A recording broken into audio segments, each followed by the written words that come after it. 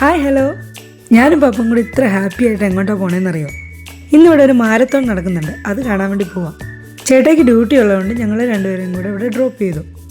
മീച്ചേച്ചിനെ already വന്ന് ശങ്കർവി കൂട്ടിക്കൊണ്ട് പോയിട്ടുണ്ട്. ഇവിടെ കേട്ടോ മാരത്തോണാണ് നടക്കുന്നത്. മീച്ചേച്ചിയും വിച്ചുകുട്ടിയും കൂടെ അവിടെ വാമപ്പ് സെക്ഷൻ അറ്റൻഡ് ചെയ്തുകൊണ്ടിരിക്കുക. മീക്കുട്ടൻ്റെ ഫസ്റ്റ് മാരത്തോണാണ്. വിച്ചുകുട്ടി പിന്നെ എക്സ്പീരിയൻസ്ഡാണ്. അപ്പം ശങ്കർവി പറഞ്ഞു, ഈ ചോട്ടാസിൻ്റെ ഒരു 100 മീറ്റർ ഓട്ടം ഉണ്ട്, നമുക്ക് ഇവളെയും കൂടെ ഒന്ന് കയറ്റിയാലോ എന്ന്. അപ്പം ഞങ്ങൾ ഓർത്ത് ചുമ്മാ ഒന്ന് കയറ്റി നോക്കാം, ഓടുവില്ലെന്ന് അറിയില്ല, ചുമ്മാ ഒന്ന് ട്രൈ ചെയ്യാമെന്ന് വിചാരിച്ചു. അങ്ങനെ എന്താ ഏതാണെന്നൊന്നും അറിയാതെ നിന്ന് കൊടുക്കുന്നുണ്ട്. എന്തറിഞ്ഞിട്ടാണെന്നൊന്നും അറിയില്ല.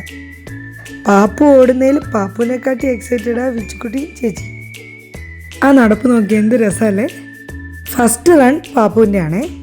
വിച്ചുക്കുട്ടിക്ക് 500 മീറ്ററും ചേച്ചിക്ക് 1 കിലോമീറ്ററുമാണ്. ഈ പ്ലേ ഏരിയയൊക്കെ ചേച്ചി അനിയനോടെ ഞങ്ങൾ വരുന്നതിന് മുന്നേ എക്സ്പ്ലോർ ചെയ്തിട്ടൊക്കെ നിൽക്കുവാണ്. അങ്ങനെ പാപ്പൻ്റെ ടേണായി.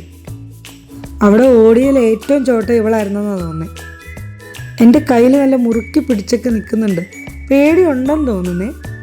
എല്ലാവരും ഓടുന്ന കണ്ടപ്പോൾ അവൾ ശരിക്കും പേടിച്ചു പോയി. ശരിക്കും പാനിക്കായിട്ടാണ് തോന്നുന്നു ഓടിയത്. ഒരാത്തതിന് പുറയിലൊരു കുരങ്ങനും. ഞാനോർത്ത് പക്ഷേ ഇടയ്ക്ക് എൻ്റെ എളി കയറുമെന്ന്. പക്ഷെ എന്നാണോ പാവം ഓടി തീർത്തു.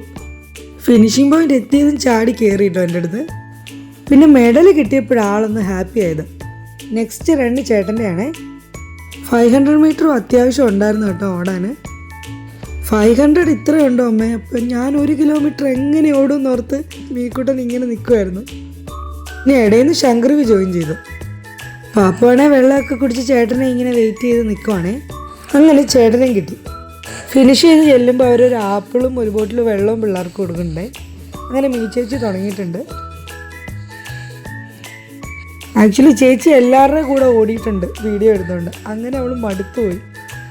പയ്യെ ഓടി ഒരുവിധം ഫിനിഷ് ചെയ്തു വെച്ച്. അങ്ങനെ ചേച്ചി മെഡലൊക്കെ ആയിട്ട് വരുന്നുണ്ട്. അങ്ങനെ പിള്ളേരും നമ്മളും എല്ലാം നന്നായിട്ട് എൻജോയ് ചെയ്തൊരു ഈവനിങ് ആയിരുന്നു. അപ്പോൾ അത്രയേ ഉള്ളൂ.